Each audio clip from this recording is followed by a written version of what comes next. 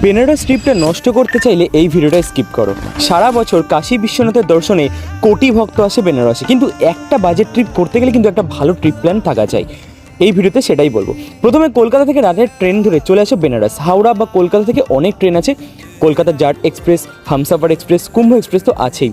সরাসরি বেনারসের ট্রেন না পেলে দীনদয়াল উপাধ্যায় নেমে শেয়ার অটো ধরে চলে আসো বেনারস। এই ডে ওয়ান আগে থেকেই বুকিং করা হোটেলে চেক ইন করো। এই দিনটা বেনারসের আশপাশটা ঘুরে বেনারসের বিখ্যাত খাবারগুলো ট্রাই করো।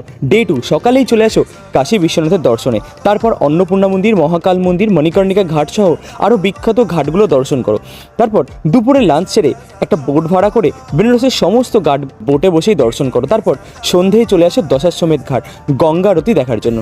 ডে থ্রি সকালেই একটা অটো ভাড়া করে বেরিয়ে পড়ো বেনারসের কাছাকাছি স্পট, যেমন বেনারস ইউনিভার্সিটি, ভারত মাতা মন্দির, সংকটমোচন মন্দির, দুর্গা মাতা মন্দির, রামনগর ফোর্ট, এগুলো দর্শন করো। পরের দিন ভোরবেলা বেরিয়ে পড়ো বাড়ি ফেরার উদ্দেশ্যে।